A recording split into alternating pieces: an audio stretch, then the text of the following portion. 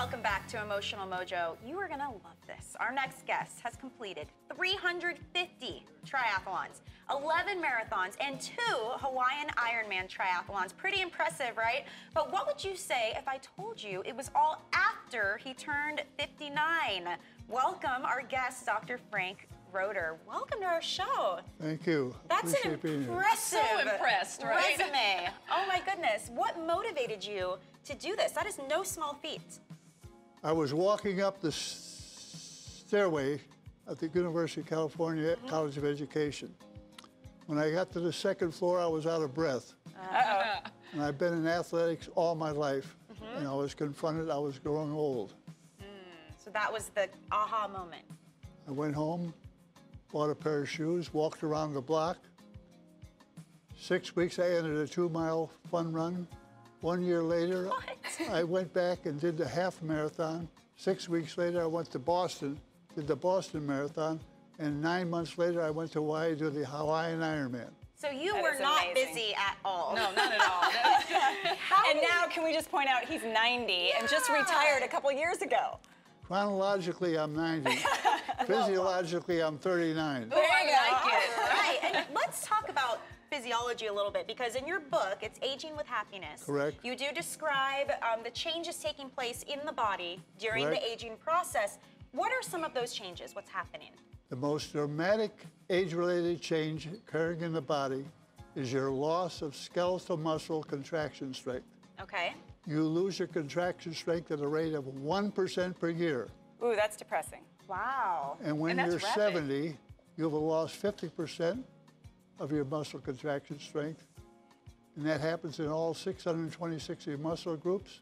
Now you have trouble getting out of the chair, climbing out of a tub, or picking yourself Now, off is the that floor. only if you don't exercise and don't work to maintain that muscle throughout That's your adult exactly life? right. If you lead a sedentary life, All right. but you have to do some exercise, particularly resistance training for the muscles. Because obviously, to accomplish everything you did after the age of 59, you had some muscle.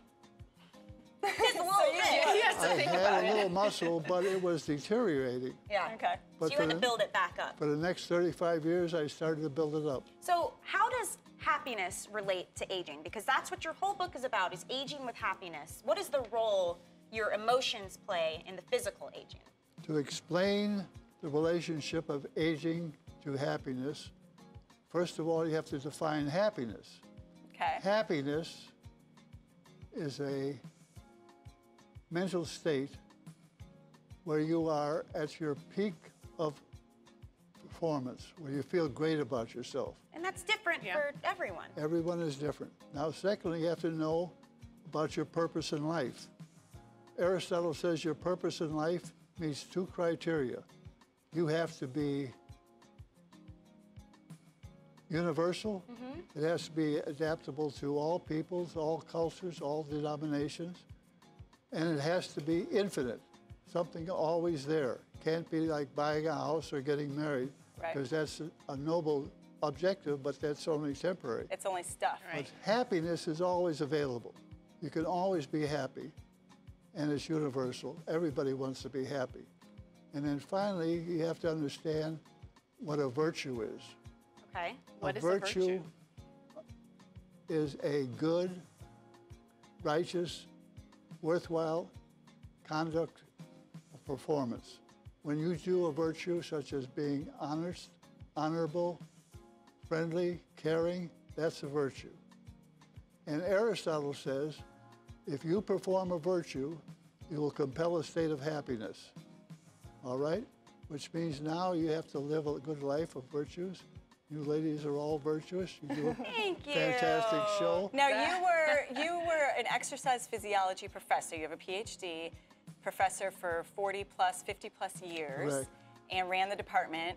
I'm really interested about exercise and the connection to what we're talking about with aging. I mean, we talked about it with aging and muscle mass and all that, but how is exercise related to happiness and the virtues and everything you're talking about? All right.